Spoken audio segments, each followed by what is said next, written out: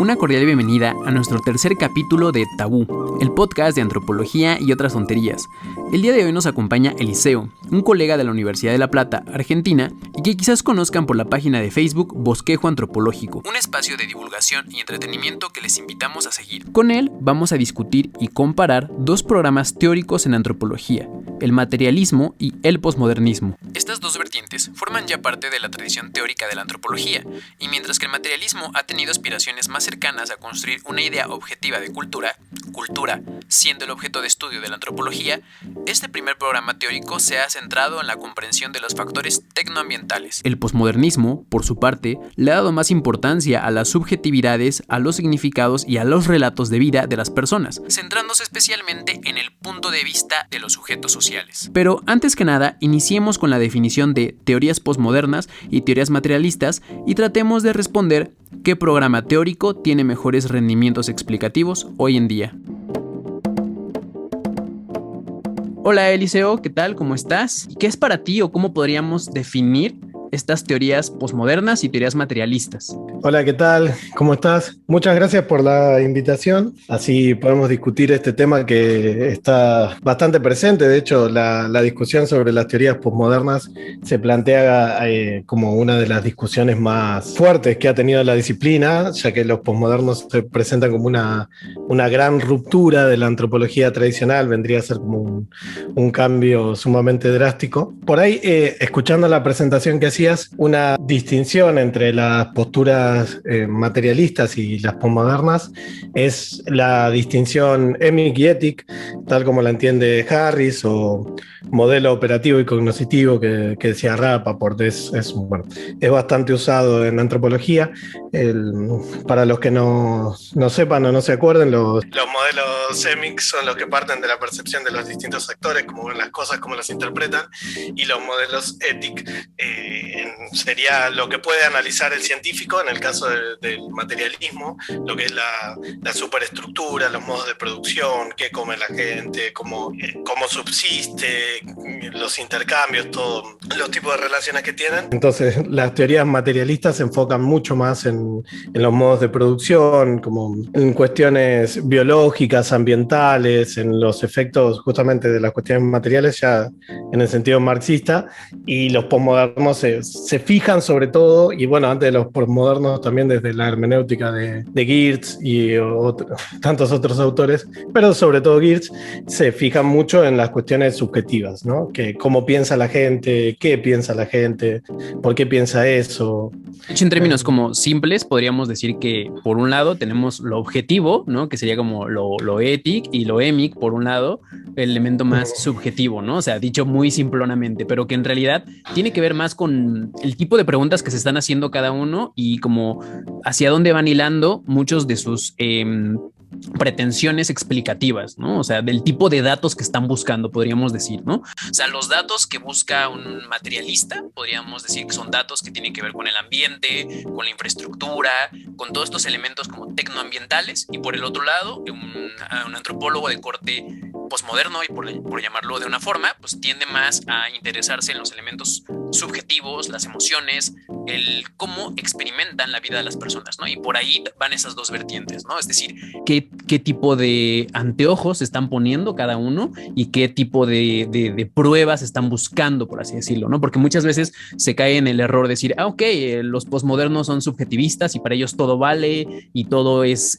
viable de ser investigado, y entonces no importa el método, basta con que tú te hagas una pregunta o que agarres algún dato y ya lo encuadres en alguna incluso jerga medio ahí academicista y con algún lenguaje rimbombante, ¿no? Cuando en realidad tiene que ver con qué tipo de datos están buscando, ¿no? O sea, es decir, el antropólogo ético está enfocándose en los aspectos tecnoambientales, o sea, está preguntándose el tipo de clima, el tipo de modo de producción, ¿no? Y los otros están preguntándole a la gente, pues, ¿tú qué sientes? ¿Cómo lo ves? ¿Cómo lo vives? ¿Qué sientes? ¿Qué emociones tienes, no? También está en el grado de validez que le den a estas cosas, porque una de las grandes diferencias también entre los modelos posmodernos y los materialistas no es solamente cómo encaran sus investigaciones, porque los autores más materialistas como Harris, por ejemplo, sería el ejemplo más conocido. Además, él fundó esta corriente que es el materialismo cultural.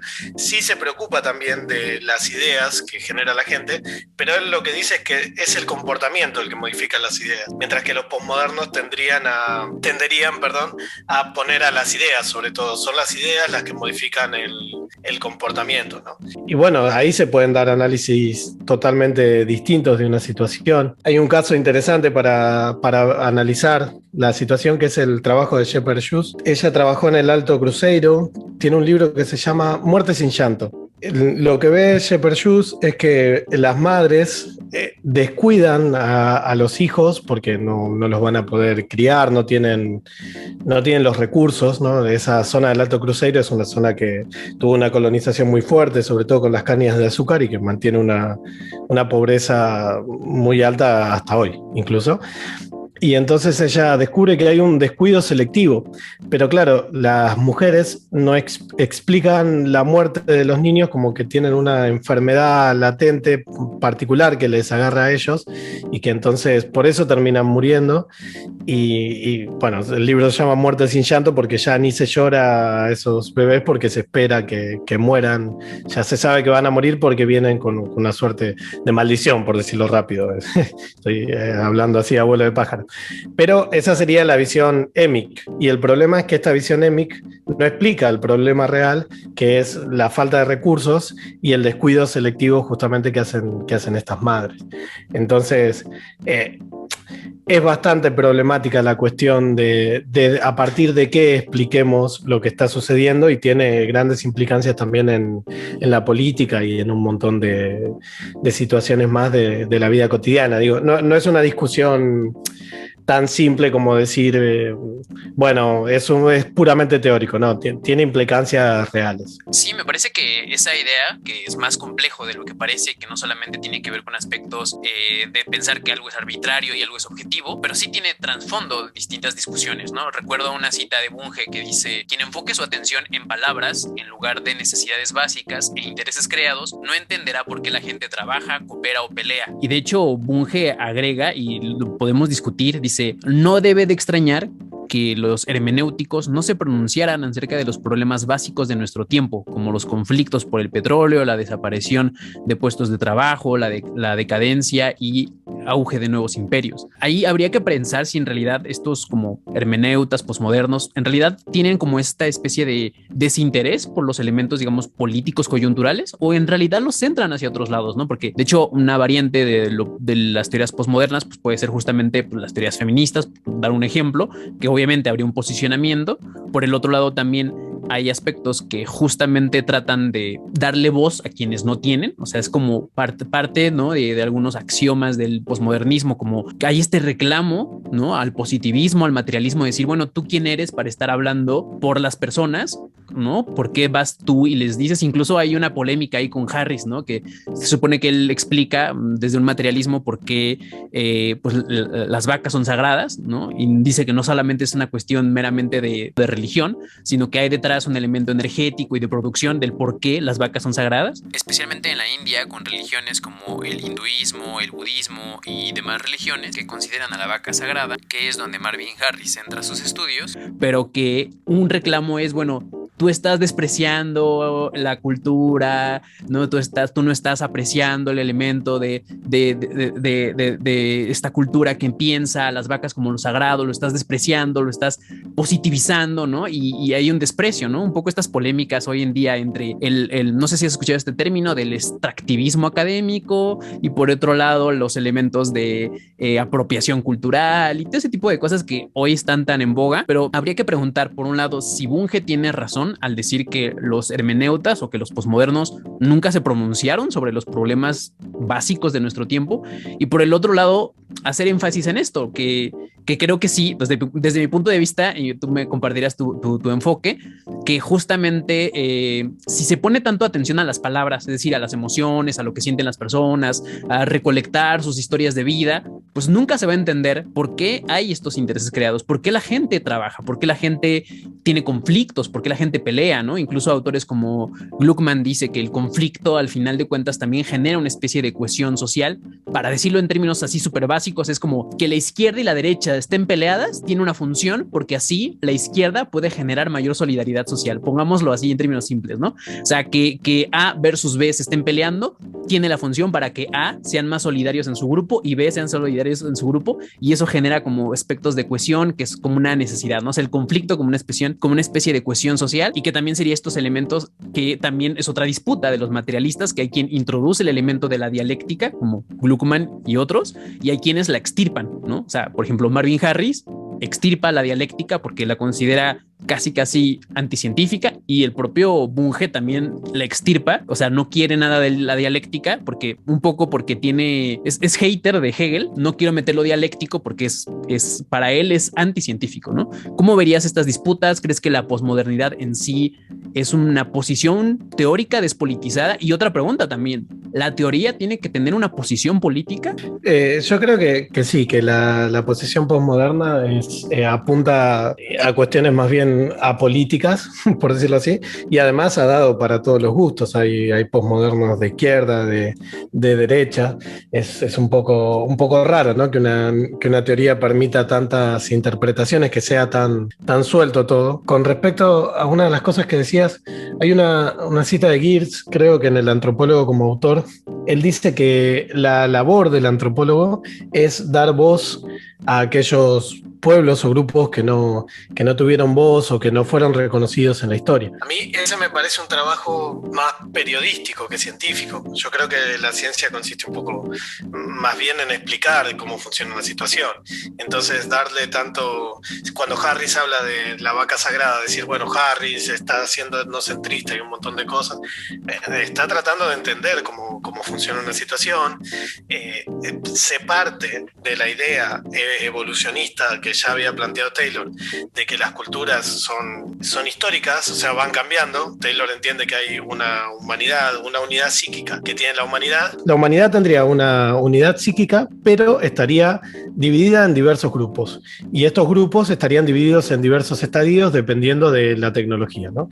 Cuando ya hay agricultura, poblaciones un poco más grandes, estarían en el estado de barbarie, antes el salvajismo, siempre en términos de Taylor, ¿no? Y posteriormente civilización cuando empieza la escritura.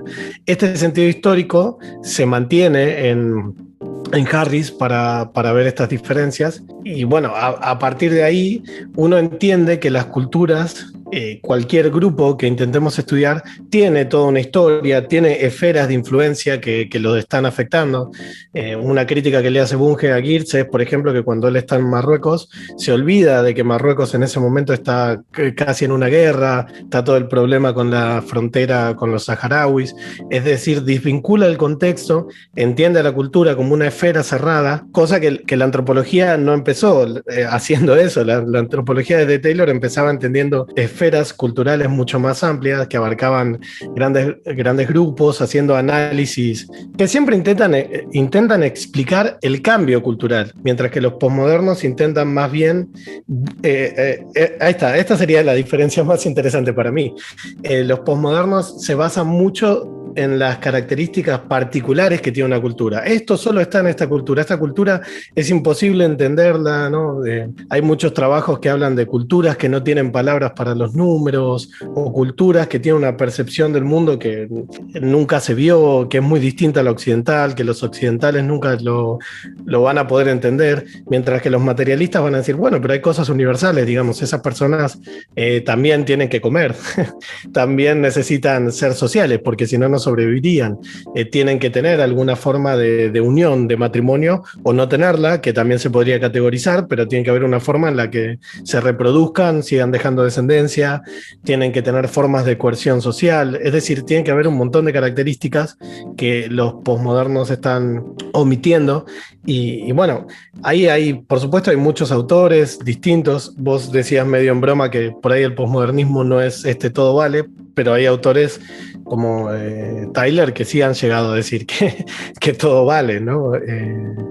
Y quizás para sintetizar esta cuestión, yo publiqué en algún momento en Facebook, ahora creo que lo publiqué hace poco de nuevo, porque ya que íbamos a tener este podcast, pero James Clifford, los indígenas lo metieron le pidieron ayuda para un juicio. James Clifford es un autor posmoderno, y lo que necesitaba este grupo era que él demuestre que ellos son una tribu, que son un grupo que vive en Estados Unidos hace mucho tiempo y que tienen un sistema social y determinadas cosas.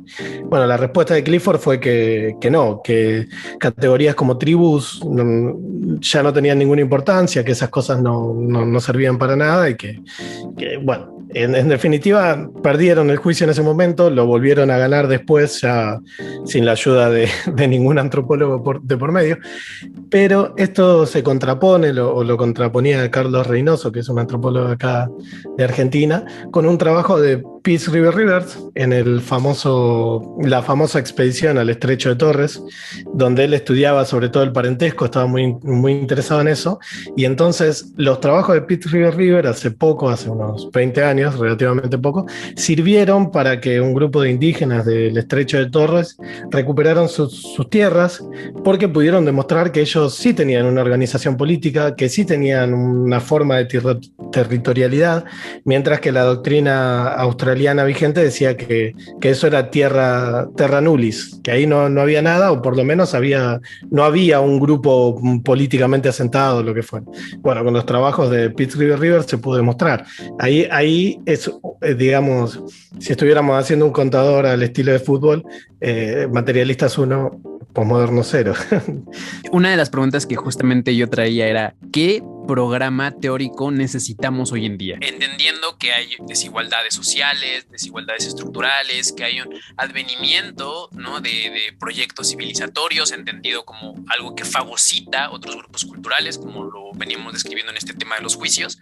¿Qué tipo de programa teórico podríamos necesitar hoy en día? Y además quisiera también traer a la mesa una de las críticas que hacen a los posmodernos, a los materialistas, y es que se supone que, una de las ideas es que se cree que los materialistas tratan a las personas como títeres, expuestos a la cuestión infraestructural, material, del entorno, tecnoambiental, y su capacidad de agencia sería muy poca. Incluso hay una frase de Marx en uno de esos textos más relevantes que dice que el hombre hace a la sociedad, pero nunca a su libre albedrío. O sea, es que hacen a la sociedad, pero no a su libre ultranza, no como ellos quisieran. Esto lo dice en el Brumario de Luis Bonaparte, ¿no? En el 18 Brumario de Luis Bonaparte dice que la sociedad la hacen los hombres, pero no a su libre albedrío. Entonces ahí habría que preguntarnos quién tendría como más razón, o sea, decir, ¿somos en realidad títeres de una infraestructura y que pues básicamente estamos como adaptándonos a esos medios tecnoambientales? ¿Qué tanto tenemos una capacidad de agencia? Porque aquí se mete una discusión que pareciera como muy antropológica, pero en realidad está metida en muchas de nuestras discusiones, incluso cotidianas, entre la estructura y el individuo. ¿Qué tan importante o qué es más relevante? ¿Lo elemento estructural o el elemento individual? ¿Qué posibilidades hay, ¿no? O sea, claramente los posmodernos se situarían más en el ambiente individual, que incluso, ¿no? O sea, hablando de estas cuestiones de izquierda y de derecha, incluso, digamos, las corrientes liberales o neoliberales, o como se le quiera llamar, pues se han adscrito bastante a ellas, ¿no? Es decir, todo recae en el individuo, tú puedes ir por tus propios medios, ¿no? Es decir, si tú lo quieres, si puedes salir adelante. Entonces hay esa centralidad. Incluso los estudios subjetivistas de los posmodernos, pues tratan un poco de eso, ¿no? De revelar los elementos meramente individuales, pero creo que sí, y ahí sí habría que pensar, no deberíamos como supeditarnos o dejar que se fagociten ciertas ideas, llamémosle individuales, en pro de un gran colectivo, en pro de una gran estructura, ¿no? Ahí, ¿qué podemos decir justamente de lo estructural o lo individual? ¿Qué pesa más? ¿Y qué podríamos decir a esta respuesta de los posmodernos, de que dicen a los materialistas que tratan al individuo como un títere, como simplemente arrojado a una realidad, ¿no? El individuo siempre está inserto dentro de una sociedad, esa sería un poco la postura de Marx, y yo creo que es bastante correcta. Marx critica en los Grundrisse un poco las posturas, dice, robinsonianas de Adam Smith y otros que hablan de un individuo aislado, ¿no? Como el individuo aislado no podría hacer nada, no podría existir directamente, es decir, la especie tendría que haber sido criado necesariamente en un grupo. Y después sí, después individualmente, como el caso de Robinson Crusoe, puede irse a vivir a una isla, pero ya aprendió un montón de cuestiones. Es decir, nosotros aprendemos todo, el lenguaje es algo aprendido, no hablamos sin que alguien nos lo enseñe. Nada de lo que hacemos lo podemos hacer sin que otros nos lo enseñen. Ahora bien, sí podemos, sí puede haber cuestiones originales, es decir, no estamos determinados por la cultura porque si no, no habría cambio cultural directamente. Si hay cambio cultural quiere decir que no es determinante la cuestión, pero sí que estamos insertos en una cultura. Yo creo que los posmodernos hincapié que hacen en la esfera, lo que Harris o Marx llamarían la superestructura, la parte más, lo que sería la cultura, las religiones, los rituales, las formas de entender el mundo, ¿no? Como uno entiende las cosas. Es correcto en parte, es decir, lo que pasa que la cultura, lo que sí habría que matizar es que esa cultura depende, no es que dependa, es que la parte biológica o ambiental genera las condiciones de posibilidad para que aparezca esa cultura después. Y el cambio tecnológico va a ayudar muchísimo. Esa es otra crítica interesante, es decir, cuando los posmodernos hablan de la ruptura con la ciencia o esta idea de que no hay progreso, no hay avance, en la tecnología, en la parte tecnológica es donde menos se puede decir eso. Es decir, la tecnología ha avanzado y ha avanzado muchísimo, y sobre todo después de las 2 guerras mundiales, y eso es innegable. Entonces el aspecto tecnológico tampoco lo tocan mucho. Quizás el programa correcto de antropología, porque Harry sí que en algunos aspectos es determinista, de hecho el materialismo cultural se iba a llamar determinismo cultural en un principio. Hay otros autores que sí bien parten de Geertz, como Jeffrey Alexander, que es un sociólogo estadounidense, matizan y dicen un poco esto que estoy diciendo. Sí, las condiciones materiales son las condiciones de posibilidad para lo cultural, pero la esfera cultural se puede entender como algo propio, no aislado, no algo que surge de la nada o algo que no tiene que no es afectado por las cuestiones biológicas ni nada, pero sí que nuestra manera de percibir las cosas, incluso hay estudios que dicen que se aprende a percibir colores, que hay culturas que perciben de manera diferente los colores, es decir, las cuestiones culturales serían realmente importantes como para darle una entidad, pero no tanta como le quieren dar los posmodernos. Sí, y en ese sentido me parece que esta idea de condiciones de posibilidad, o sea, que el ambiente o sea, por decirlo, las cuestiones tecnoambientales como condiciones de posibilidad, me parece una respuesta muy efectiva, porque justamente lo que nos pone en el hincapié de no es que el individuo no tenga posibilidad de agencia o de modificar ese entorno, es como nos decía Marx, no puede ser a su libre albedrío, o sea, necesita es de una forma, usando un concepto más cercano a la teoría de sistemas, es contingente, ¿no? Es decir, que una sociedad pueda derivar de un lado o hacia el otro es una cuestión contingente, no es una cuestión que alguien pueda dirigir o que alguien pueda accionar. Y por lo tanto, las condiciones tecnoambientales son condiciones de posibilidad. Para ponerlo en un ejemplo como didáctico, pensémoslo hoy en día, ¿no? En nuestro tipo de tecnología que tenemos. Tenemos TikTok, tenemos Facebook, tenemos Instagram, ¿no? Y este tipo de tecnologías, por ejemplo, son muy populares hoy específicamente TikTok, en videos cortos, ¿no? Videos cortos de que duran 1 minuto, apenas lo acaban de cambiar a 3 minutos. Incluso tenemos WhatsApp, que ya le puedes acelerar la dinámica de cómo se está escuchando un audio. Incluso ustedes probablemente estén poniendo este podcast en una velocidad más rápida porque se están hartando de que se digan cosas tan pausadas. Estos son elementos tecnoambientales y habría que preguntarnos si estas condiciones no están determinando de que, por ejemplo, hoy en día en una clase, la gente no aguante una clase de 2 horas o una clase de 1 hora de ya no aguanto estar 2 horas escuchando a un tipo, necesito que esto sea rápido porque en un TikTok yo puedo aprender muchas cosas en 1 minuto o en 3 minutos. Y entonces se crean estas condicionantes y por lo tanto hoy vemos generaciones que tienen complicaciones a la hora de concentrarse. Incluso términos como procrastinación toman mayor auge. Y dando una respuesta materialista, podríamos decir es que bajo las condiciones tecnoambientales, bajo ciertas tecnologías como TikTok, Instagram, WhatsApp, estamos cada vez más perdiendo la capacidad de escucha, de sentarte 2 horas a escuchar una clase, una ponencia, y entonces necesitamos que todo sea más rápido, más didáctico, ¿no? Videos cortos, videos de 1 minuto, 2 minutos. Y esto, un video de 1 minuto puede tener 1 millón de reproducciones y una conferencia de 2 horas o un podcast de 2 horas probablemente no se ha escuchado, ¿no?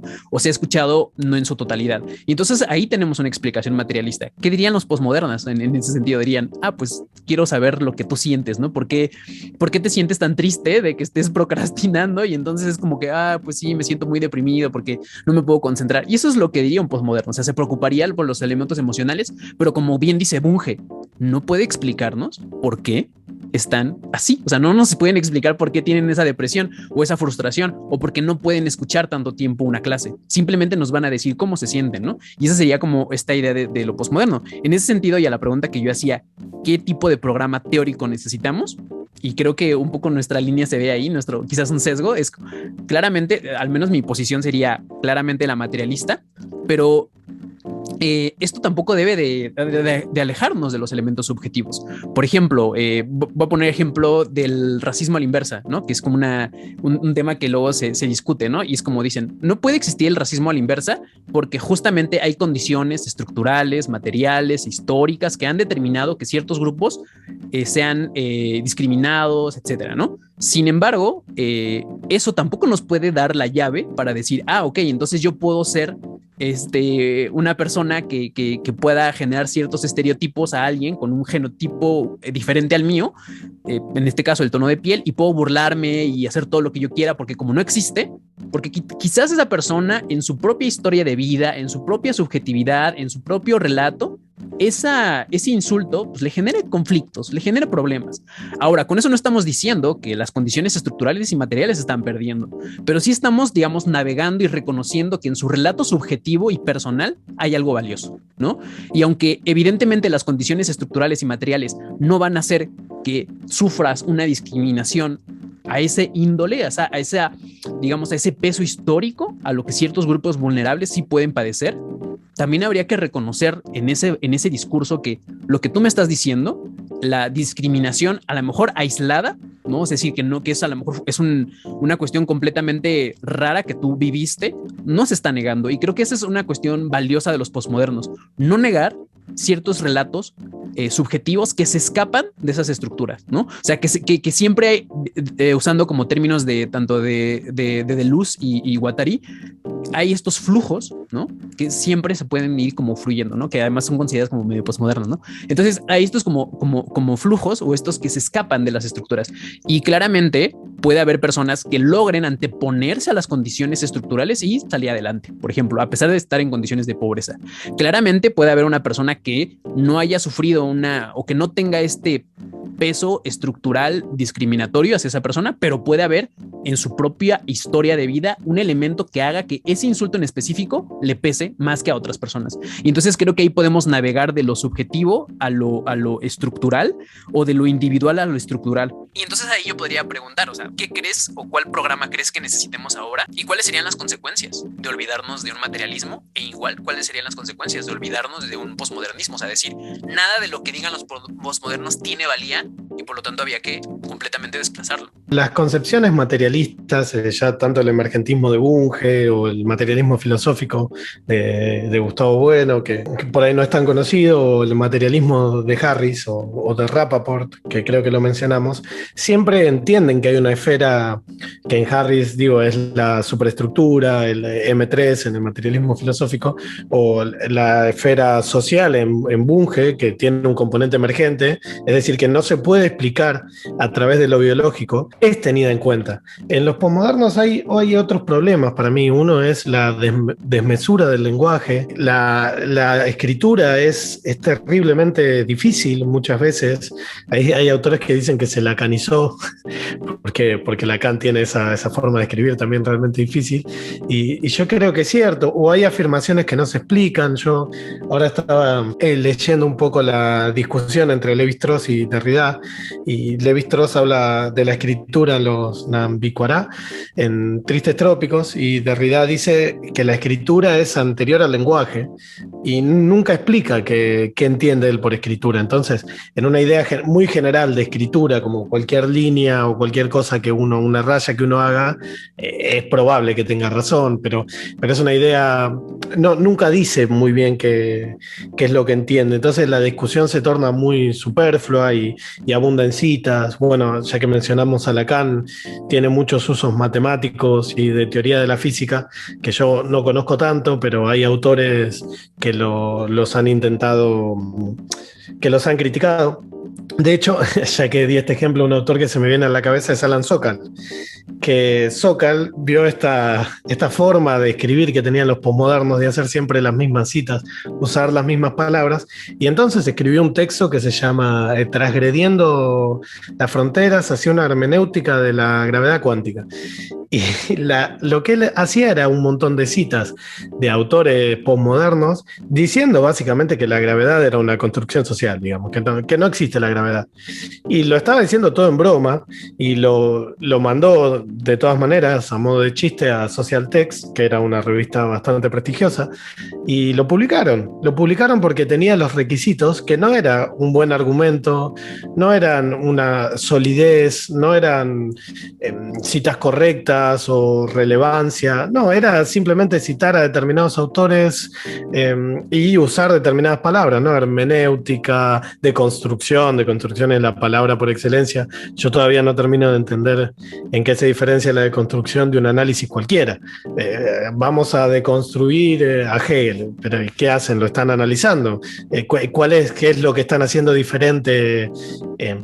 Y bueno, y así hay muchísimos textos. Yo en algún momento estaba muy interesado por la historia de África y he leído una cantidad de papers, una cantidad enorme no, pero unos 20 papers en los que todo el tiempo están diciendo que la historia de África siempre fue interpretada desde lo europeo. No te cuentan ni un solo dato de la historia de África, no te dicen a qué autor están criticando, que estaría bueno. Las pocas veces que mencionan a un autor es un autor del siglo XIX que ni siquiera es historiador, es un viajero que anduvo por ahí y era claramente racista, clasista, etcétera, pero que no es historiador o no es de los historiadores actuales. Es decir, la ciencia también, las diferentes ciencias también están en marcha, se van construyendo constantemente, van avanzando. Es raro seguir criticando como la ciencia actual o la ciencia académica a autores que ya fueron criticados también por autores que permanecen hoy en la academia. No, ahí no aprendes nada de historia y la cuestión de Sokal, el escándalo de Sokal, como se llamó, quedó en nada también. No hubo grandes repercusiones más por parte de los que ya criticaban al posmodernismo. Pero los posmodernos no se hicieron ni eco de estas críticas. Yo no he visto ninguna respuesta o algo. Y bueno, y esas son las discusiones que me parece que se están dando y que a veces llegan a un límite. No sé, también conocerás la frase esta de Latour que decía que Ramsés II no puede haber muerto de tuberculosis porque el bacilo de Koch, que es lo que te genera tuberculosis, se descubrió en el siglo XVIII. Ramsés II es de unos miles de años antes de Cristo, que es una exageración. Bunge, bueno, ese es uno de los problemas que tiene Bunge también y otros, bueno, no sé si un problema, pero Bunge ahí dice que lo que dice es una estupidez. No da un argumento muy sólido que estaría bueno, ¿no? Sí, sobre la controversia de Sokal, bueno, yo sabía que Derrida había hecho como una contestación un poco a ese texto, o bueno, ese artículo. De hecho, se pone que hay después hay una, o sea, quien quiera leerlo, se llama, o sea, busquen los dos textos de Sokal, Las imposturas intelectuales y Más allá de las imposturas intelectuales, ambos libros de Alan Sokal. El primero, que justamente retoma estos ejemplos y va como dejando títeres sin cabeza, ¿no? Va uno por uno, va Derrida o creo que Lacan también lo retoma, al propio Latour también lo retoma. Pero algo que me parece también relevante y también sumándole a esta polémica es que se han descubierto papers, ¿no? Por ejemplo, en química, por ejemplo, de esas llamadas ciencias duras, donde han puesto artículos o han colado artículos donde se ponen a hacer estudios de las mini-glorians de Star Wars, ¿no? Entonces es como, ok, o sea, porque muchas veces, digo, en defensa de estos puntos es como, se dice, es que las ciencias sociales no son ciencias porque, pues mira, ahí tienes, ¿no? Sokal, el mejor ejemplo de que es pura palabrería. Pero justamente el hecho de que hayan colado un paper que investiga la química de las mini-glorians de Star Wars en un paper y en una revista prestigiosa, pues también nos dice que a veces los criterios de revisión científica, pues no siempre es como lo más importante, ¿no? Son como programas también, como que si sabes qué poner, cómo ponerlo, que cites adecuadamente, etcétera, también se va programando. Otra de las cuestiones que reclaman los posmodernos es como no puedes ver fuera de una cultura, ¿no? Y al final de cuentas la ciencia es un espectro cultural y en tanto tal nos da unos lentes de nuestra propia cultura para entender a otras, ¿no? Y que también ese es el reclamo de muchos, ¿no? Decir, no, justamente el etnocentrismo, de querer ver todo con tus propios ojos y de tu propio programa científico, y entonces por lo tanto habría que generar una ciencia desde abajo, de colonial, etcétera, etcétera. Pero yo comparto tu punto de vista y es que justamente no hay investigaciones que realmente pongan a prueba eso, o sea, que la mayoría, o al menos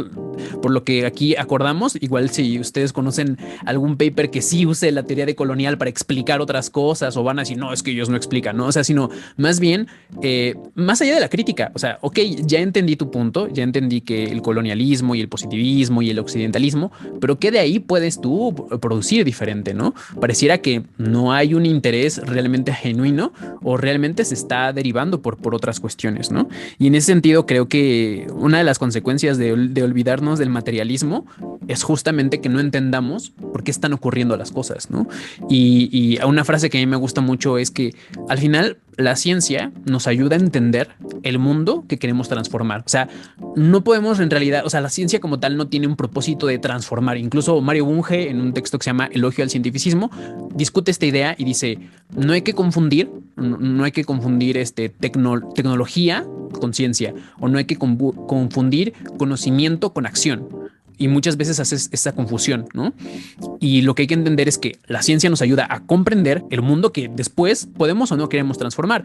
Y de hecho estas ideas del materialismo están muy cercanas a una corriente incluso más contemporánea que tiene que ver con la teoría de sistemas. Incluso Mario Bunge a materialismo le llama materialismo emergentista o materialismo sistémico, ¿no? Que sería como para mí una síntesis de el materialismo determinista, etcétera, y un posmodernismo completamente subjetivista, ¿no? Porque la teoría de sistemas, en su versión, al menos la que ya un poco más, la que yo conozco un poquito más, es la de Niklas Luhmann, desde la sociología, que justamente lo que retoma es ciertos postulados de un, llamémosle, constructivismo del conocimiento, un constructivismo biológico, que es el biólogo Humberto Maturana, que justamente habla de cómo la observación, cada observación tiene algún elemento o algún punto ciego que siempre se puede rellenar, pero no cae en esa arbitrariedad de, ok, entonces como la gravedad es una ficción, pues yo puedo saltar de una ventana. De hecho, un ejemplo es cómo la gravedad nos afecta de diferente forma dependiendo de nuestro determinismo estructural, le llama Humberto Maturana.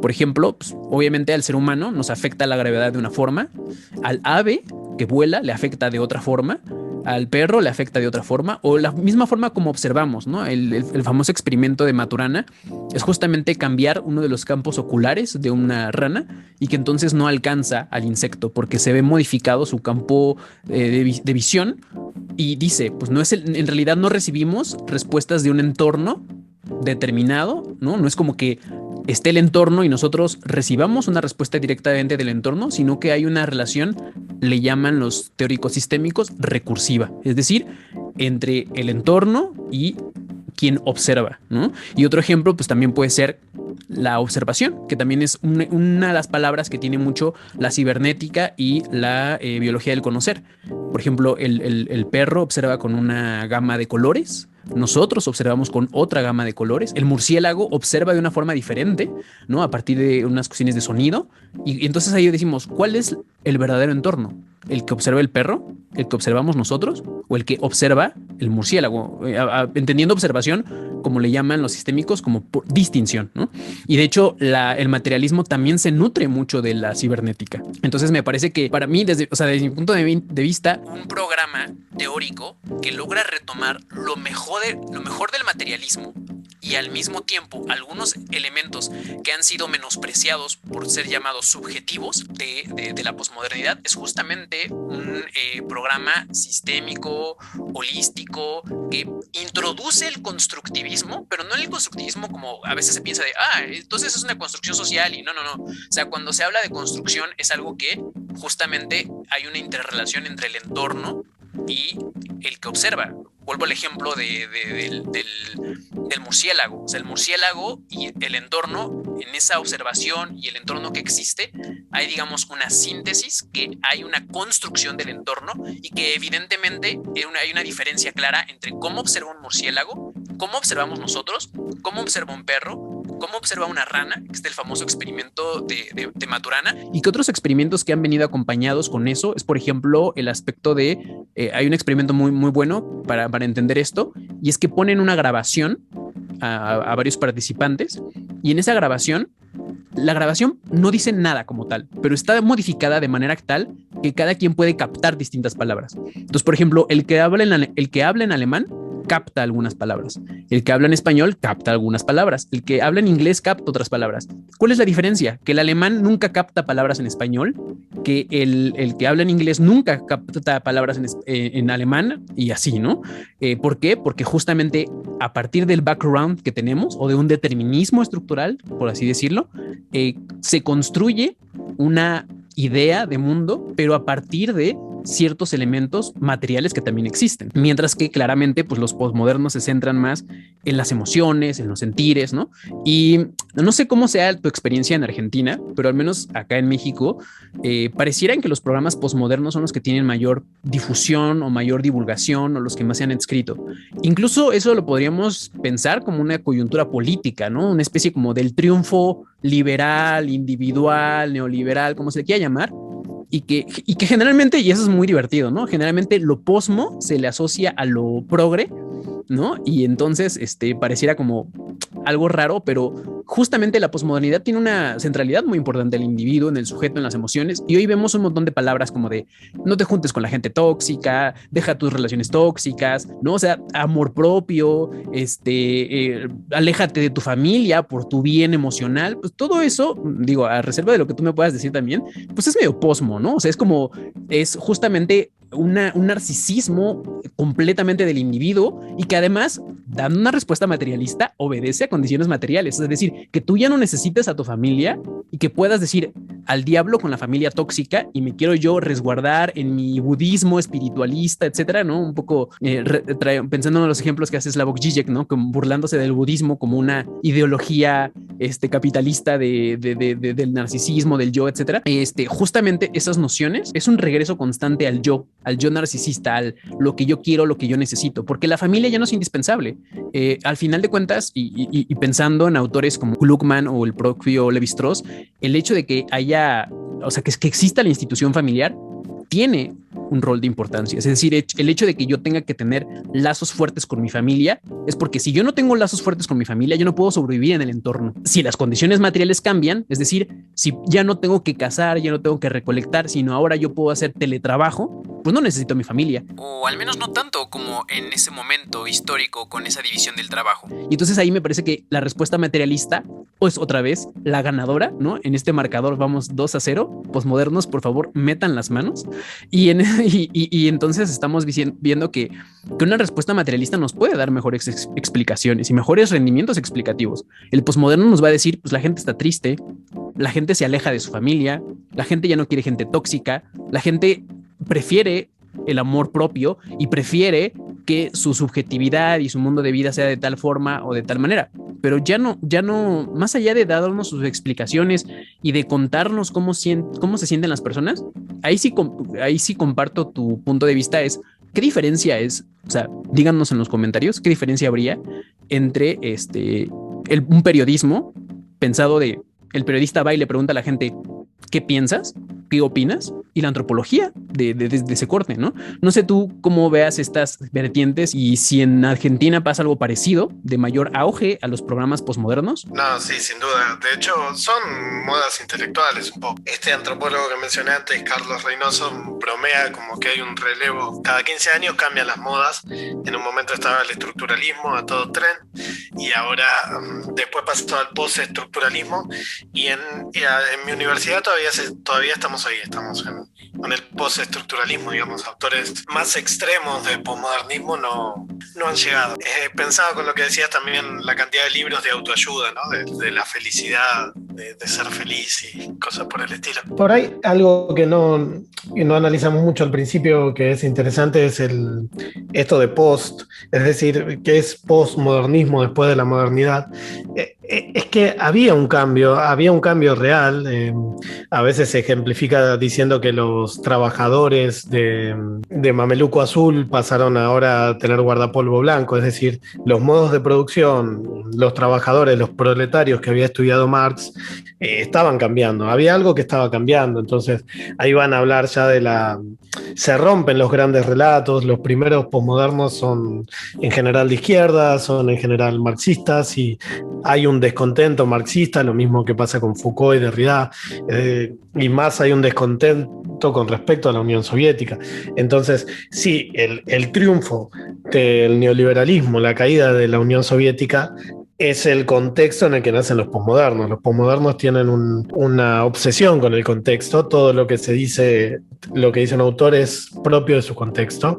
Es decir, Marx no estaría haciendo un análisis riguroso, histórico, lo que sea, sino que simplemente estaría reproduciendo su contexto y ya está, digamos. Cosa que es rara porque vos decías que los progres, o los progresistas, vamos a decirlo sin ese dejo que puede sonar un poco insulto, tienden al posmodernismo, pero en realidad si uno hace un análisis un poco más duro, en realidad no sirve de mucho, menos a las teorías feministas, por ejemplo. O sea, creer que el feminismo solo es un producto de esta época y que no está luchando realmente con un problema histórico de asimetría o de desigualdad, es un poco raro, pero yo creo que también eso pasa porque no hay análisis muy reales de esto. Y con respecto a otras cosas que has dicho, yo fui anotando, yo en ese sentido coincido a veces un poco más con esto que decía del materialismo filosófico, pero en realidad no es tan distinto, ¿eh? Solo que,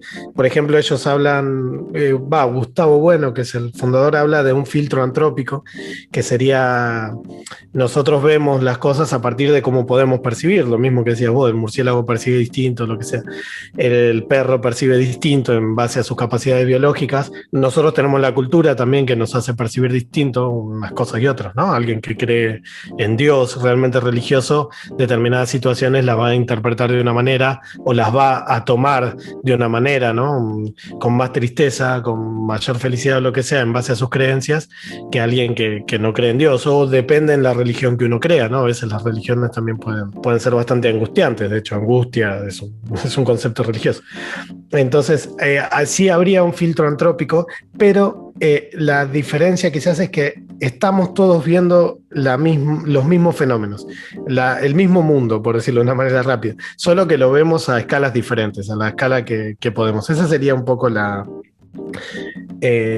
base de uno de los postulados del materialismo filosófico. Y ahorita que lo que mencionabas con la caída de la Unión Soviética, como dato curioso, o sea, Julian Stewart, que es un referente de la antropología, de la ecología cultural, visitó a la Unión Soviética, ¿no? Por 8 semanas, ¿no? Para instruirse de algunas ideas. Justamente disfrazó muchos de sus postulados sobre lo ambiental y lo tecnoambiental. O sea, casi no habla de aspectos ya como centrados en los socialismo, comunismo, etcétera, sino más bien se centra más en los análisis materiales y ambientales y cómo los sujetos se van adaptando. Entonces, al final Julian Stewart no se mete en esta controversia y entonces casi no menciona a Marx en sus textos, pero sí hay una posición, llamémosle materialista, tanto, digamos, si quieren, marxista en sus escritos de ecología cultural, pero que en realidad digamos, está un poco disfrazado de eso, ¿no? Y ahorita que lo que decías, ¿no? Del contexto, me hizo recordar el ejemplo que decíamos al inicio,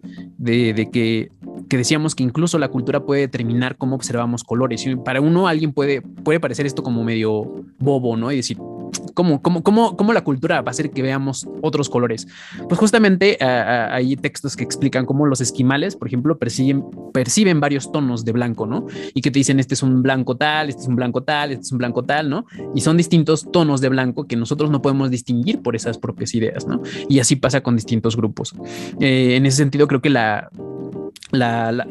materialismo tiene respuestas aparentemente más efectivas y quizá si habría que pensar en alguna importancia del elemento posmoderno es justamente nunca olvidarnos que dentro de las estructuras hay relatos subjetivos y emocionales que se están ahí gestando, pero que si no entendemos las bases materiales, difícilmente vamos a comprender por qué surgen eso, ¿no? O sea, las frustraciones de un estudiante porque procrastina el día y no logra terminar su tesis. Y queremos retratar su sufrimiento y cómo, porque estoy seguro que existe una tesis así, algo de el sufrimiento a la hora de escribir una tesis, ¿no? Y entonces te describen su sufrimiento y qué es lo que padecen y cuántas veces lloraron al día, etcétera, ¿no? Seguramente habrá una tesis así, pero la pregunta es, ¿por qué sucede eso? O sea, ¿cuáles son las razones materiales por las que sucede eso? Una hipótesis que yo planteaba es justamente esto, ¿no? Estas cuestiones tecnológicas que nos hacen distraernos porque están construidas en eso. De hecho, hay un capítulo muy bueno de Black Mirror que explica un poco el tema de Facebook, ¿no? Y ponían al que está como emulando a Mark Zuckerberg, que es como, yo diseñé Facebook, o sea, en este caso la plataforma en el capítulo de Black Mirror, para que la gente sea más adictiva, para que la gente esté más tiempo ahí. Y digo, si a ustedes les ha pasado que están en el TikTok y de repente ven que son las 7 de la noche y de repente ya son las 11 y es como, ¿cuándo pasaron 3 horas yo viendo TikToks? Pues una respuesta materialista está en las condiciones materiales, ¿no? Ahora, si quieren una respuesta subjetiva, pues díganos lo feo y cómo han sufrido por no poder terminar su tesis al estar procrastinando el tiempo. Con el agregado que el elemento materialista también explica los elementos subjetivos, es decir, el programa materialista termina por explicar mucho mejor las propias interrogantes que se plantea los programas postmodernos. Una cosa que estaba pensando rápida es que no he visto trabajos más de las vertientes que estamos acá calificando como postmodernas, que vale decir que a veces no se califican así ellos mismos, ¿no? También están los estudios culturales, algunos se quedaron con el rótulo de postestructuralismo. El perspectivismo tiene bastante de postmoderno en muchas de sus ramas, pero que, por ejemplo, los materialistas analizan mucho la cuestión de la guerra, el surgimiento de los estados, y la guerra es la forma de cultura por excelencia, a veces pareciera, es decir, las guerras mundiales y las guerras en general las ganan los países que más invierten cultura, ciencia, tecnología, lo que sea, en armamento militar, así. De hecho, así ha sido.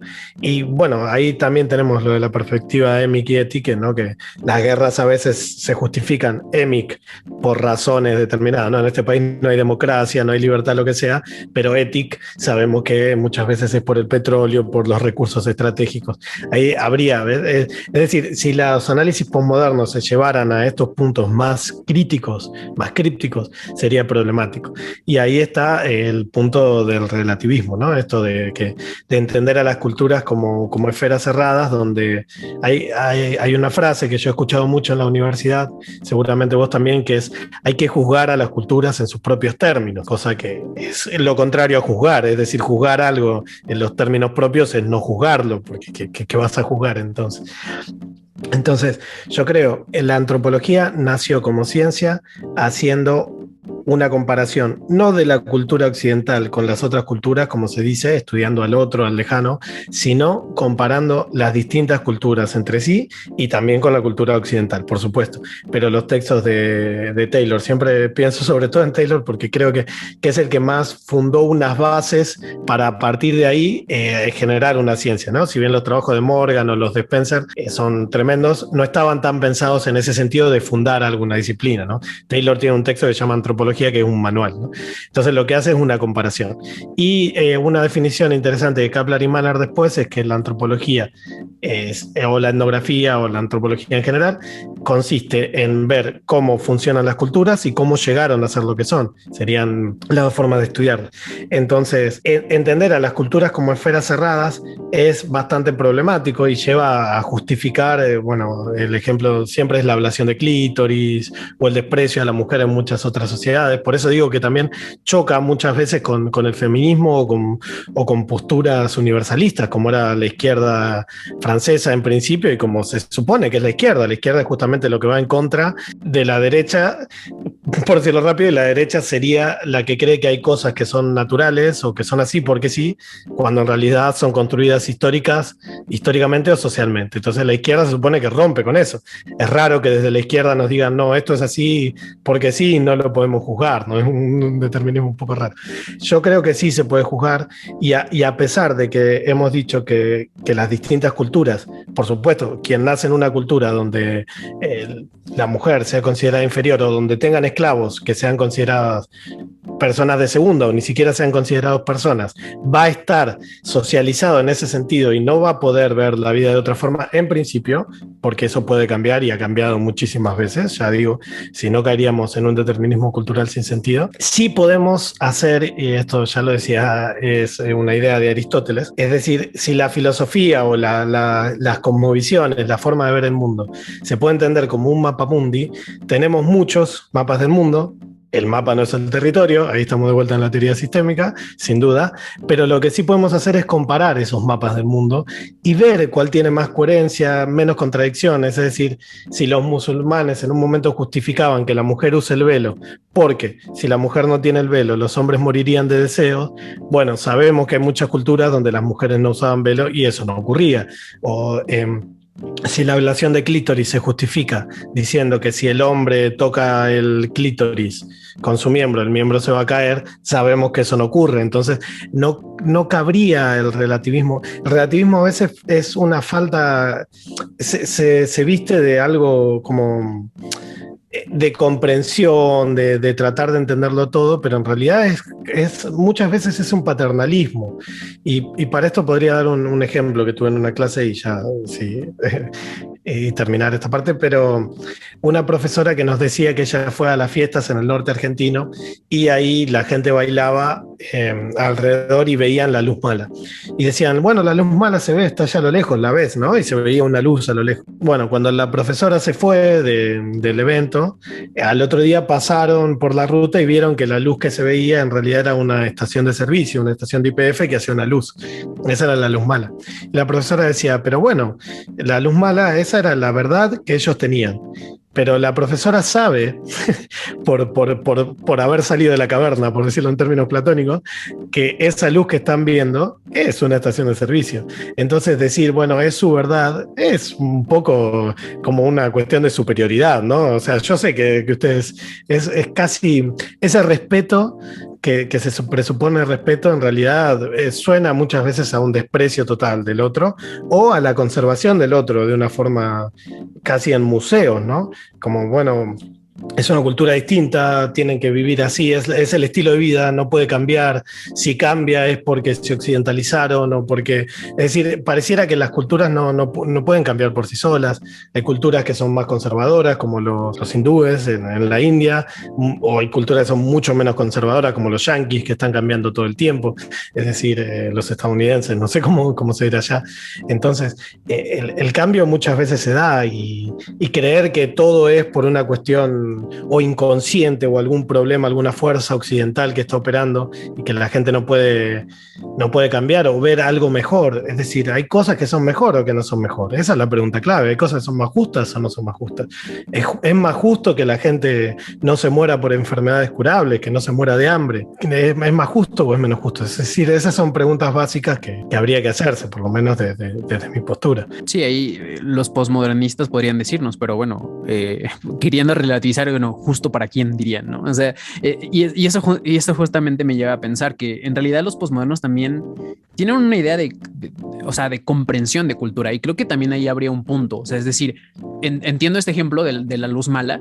Sin embargo, es muy poco probable, digo, porque generalmente las culturas, o sea, yo sí pensaría que tienden a ser, o sea, todo grupo cultural tiende a ser etnocéntricos, es decir, todo mundo cree que sus valores están por encima, porque muchas veces, al menos en antropología o al menos en mi facultad, casi el etnocentrismo es, o sea, como un protoinsulto, ¿no? Decir, es que eres etnocéntrico, ¿no? Cuando en realidad, pues todo grupo cultural es etnocéntrico, o sea, todo grupo cree que sus valores tienen una supremacía por detrás de otro. Y creo que ahí los posmodernismos, y me voy a permitir anotar un gol por ellos, y ya tú me dirás si sí o si no, nos llevan a comprender cómo ellos comprenden el mundo. O sea, es decir, yo preguntándole a ellos, me llevan a entender por qué entienden el mundo de esa forma, qué elementos subjetivos, narrativos, específicos están fluyendo en esas comunidades y por qué consideran que esa luz es mala, ¿no?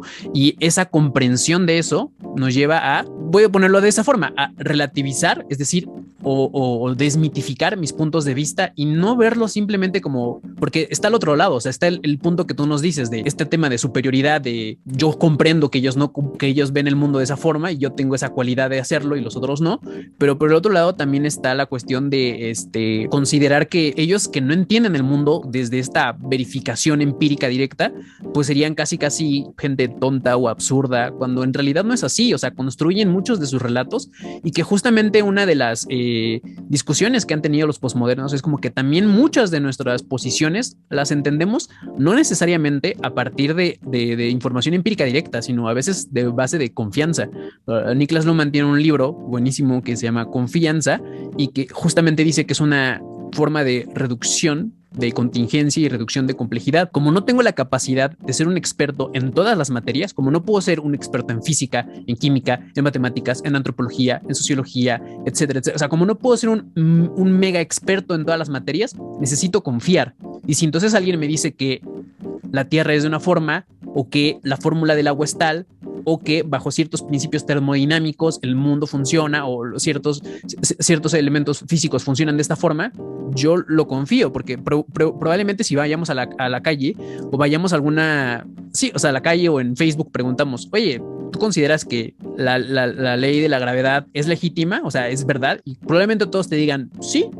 Y si les decimos, explícamela, o sea, explícamela con todo detalle, probablemente la respuesta sea, ok, no lo sé, ¿no? Es decir, ahí hay un grado de confianza, y creo que los posmodernos tendrían el punto de decirnos, podemos comprender por qué ven el mundo de esa forma desde su punto de vista subjetivo, aunque siempre estará como este tema de, bueno, finalmente hay ciertos elementos contrastables, y creo que eso sí es importante. O sea, al final la antropología, como una forma de contrastar, de comparar, nos lleva a esta forma de comprensión, pero que no deja de tener, y ese es el problema, digamos, de trabajar con personas, y digo problema en el buen sentido de la palabra, y es que no podemos realmente entender cómo ellos ven el mundo si no nos metemos de lleno en su relato subjetivo para tratar de entender por qué le dan cierta justificación a una cosa. Y creo que ahí habría que hacer una distinción entre comprensión y justificación. Tratando de defender a los posmodernos, aunque un poco hipócritas, porque tienden a juzgar muy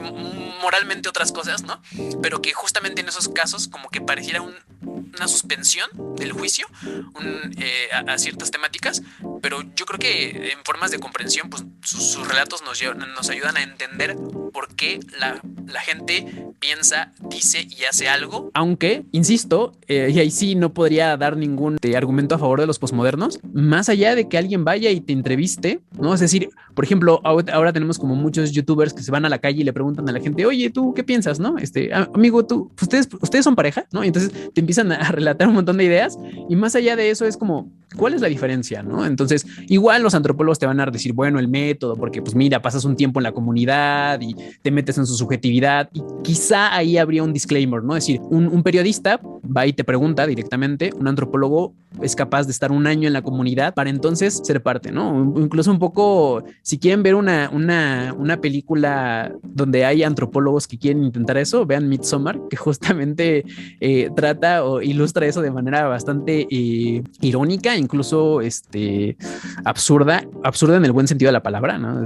Camus, ahí te hablamos, o sea, es decir, en el sentido de que relata estas cuestiones de esta gente que quiere entender el mundo de las personas y al final terminan, bueno, no quiero contar spoilers, pero uno de los protagonistas termina disfrazado de oso y una especie de hoguera, ¿no? Entonces, eso sería como tratar de puntualizar eso, y que ya como para ir terminando, un autor que se llama Miguel Ángel Adame Cerón tiene un texto muy bueno que se llama Crítica marxista a socioantropologías en la pos sobre trans e hipermodernidad. Y uno de los aspectos con los que empieza es diciendo que justamente en la posmodernidad se enfatizan ciertos aspectos socioculturales y otros se disminuyen. Y dice que lo que se suele enfatizar son los elementos, dice él, irracionales, relativistas, hermenéuticos o fragmentados. Y que por el otro lado se suele discriminar o se suele ver de manera despectiva el racionalismo, el absolutismo, la cientificidad e incluso el aspecto universal. ¿Estarías de acuerdo que en nuestro contexto posmoderno se tiende a estos elementos hermenéuticos en pro de unos elementos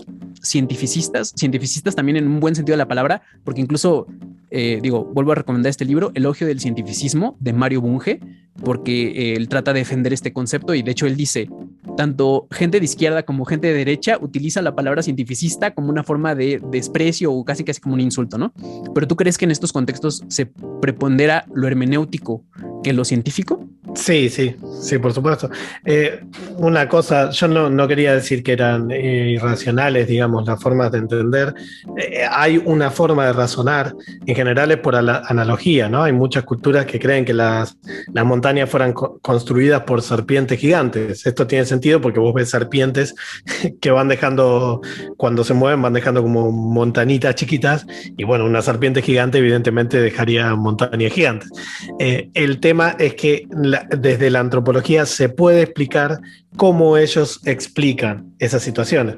Entonces, la pregunta nuevamente sería ¿por qué? Cuando uno dice, bueno, sí, la gente ve esto de manera distinta, no como lo vemos nosotros, no lo podemos entender, está bien, pero ¿por qué lo ven así? Y con respecto al etnocentrismo, Darwin en el diario de viajes, que está con varias culturas, él dice, no usa la palabra etnocentrismo, por supuesto, pero dice que el desprecio hacia el otro, o el creer que tu grupo es superior, se va rompiendo mientras más grupos vas conociendo. Y Taylor tiene una idea parecida. Él dice que el intercambio entre culturas, ya sea comercial o el intercambio de tecnología o de lo que fuera, también hace que las comunidades se hagan más grandes, se explayen, por decirlo así, y entonces el etnocentrismo se va rompiendo.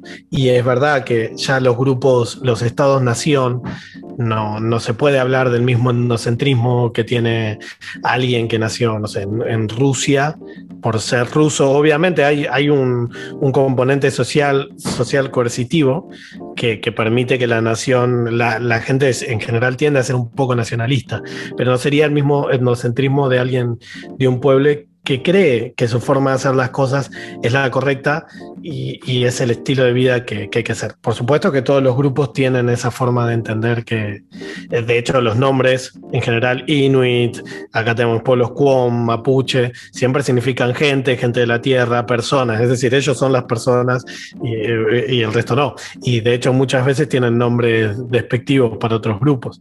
Pero a medida que estos grupos van intercambiando, se van conectando, se hacen grupos más grandes, el etnocentrismo en ese sentido yo creo que se va perdiendo.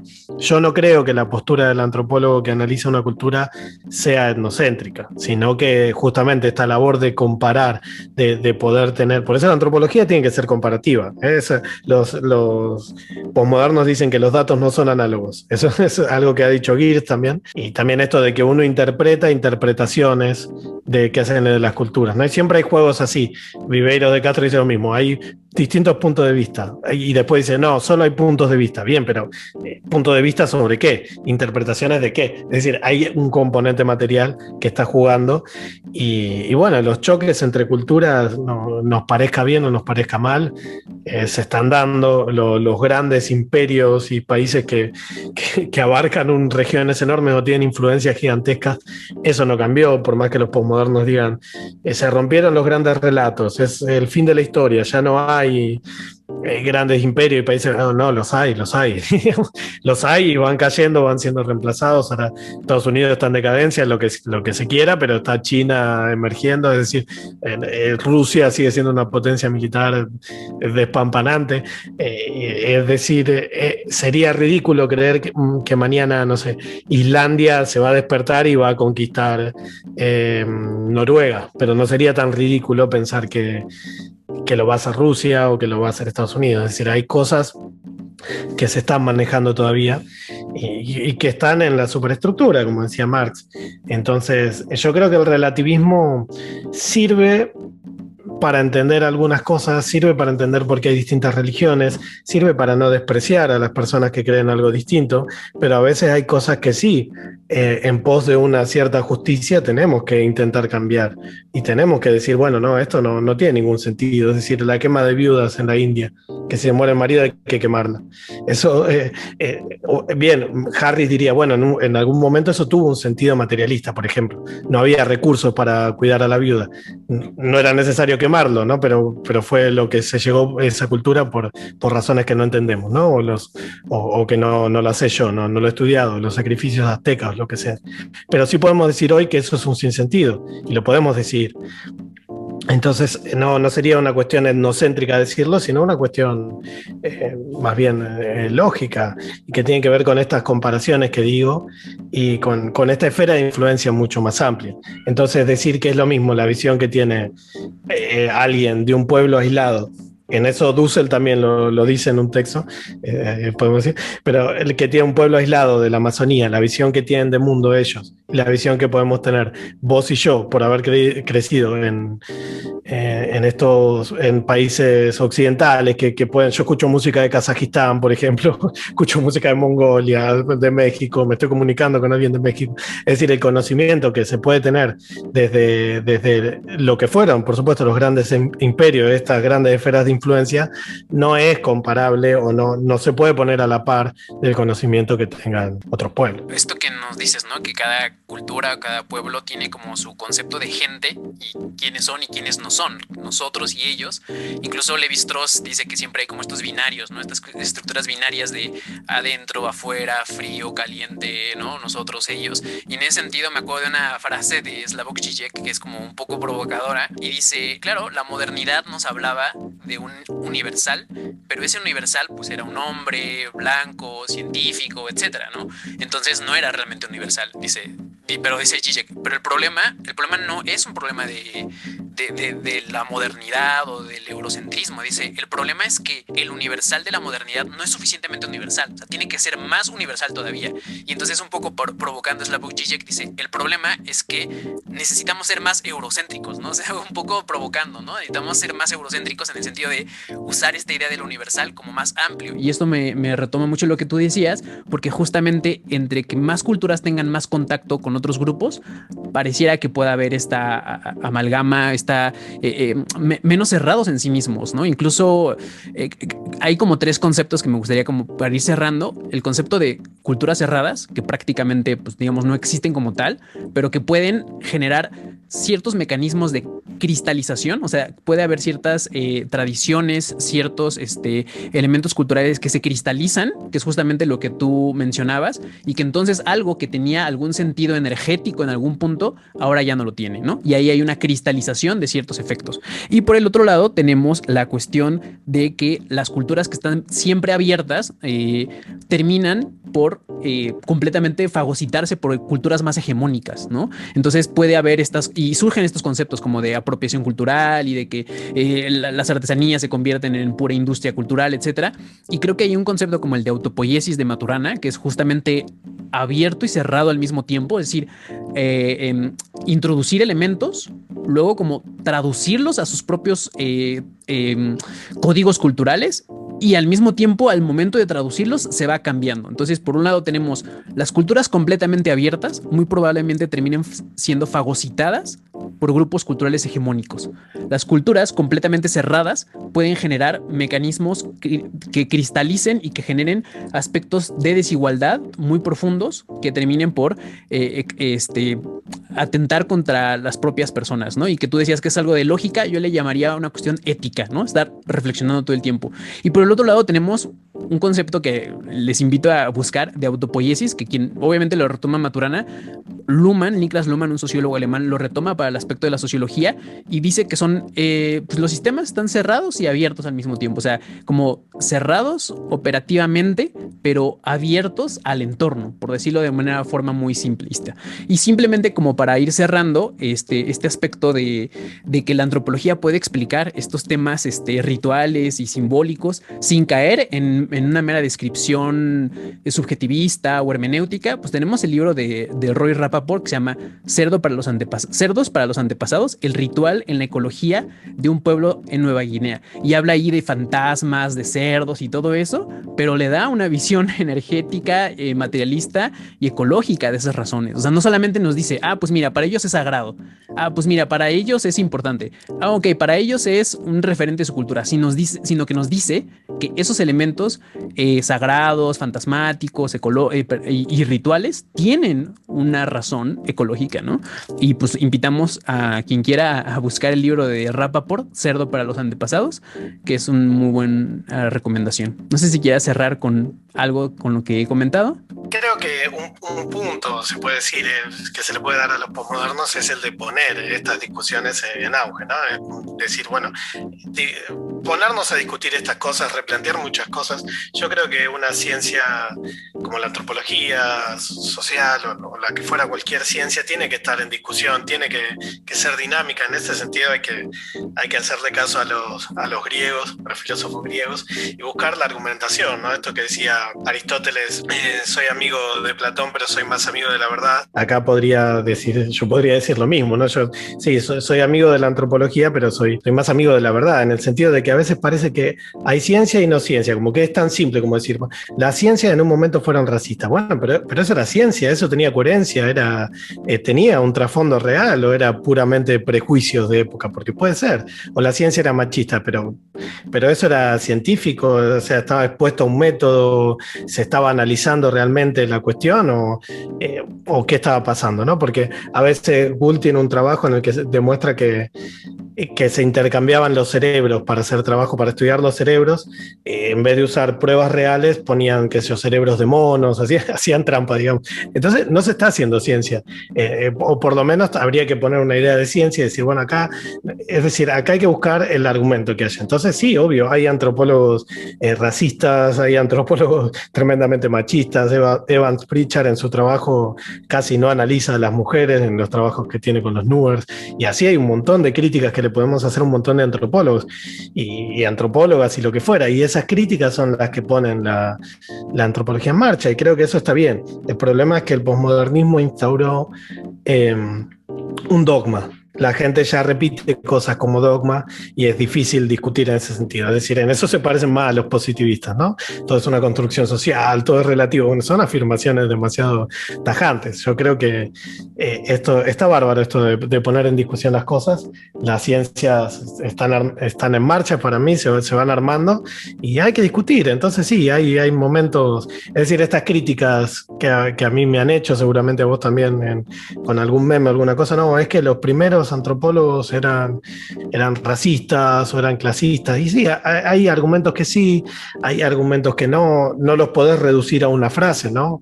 A veces un antropólogo dice una frase y dice, no, si tal dijo tal frase, sí, pero dijo un montón de otras cosas. Lo que pasa con Hegel, Europa es el centro del mundo, que en la época de Hegel más o menos lo era, ¿no? Habían conquistado casi todo, pero en todo caso Hegel ha dicho otras cosas, no se entiende Marx sin Hegel. Es decir, no caer en estos reduccionismos y discutir, que está bárbaro, pero discutir esto con argumentos, tratando de que lo que estemos buscando es eso, llegar a algo mejor, ¿no? Si Marx decía que los filósofos se encargaron de interpretar el mundo y de lo que se trata es de cambiarlo, quizás sea difícil cambiarlo sin una buena interpretación. Entonces se trata de interpretarlo bien para cambiarlo, para mejor. Creo que con eso podría cerrar yo, ¿eh?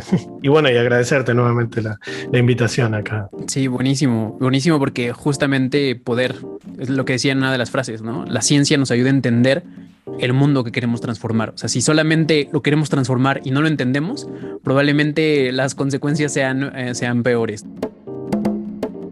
Agradezco infinitamente a Eliseo por haberme acompañado en este tercer capítulo de Tabú, el podcast de antropología y otras tonterías.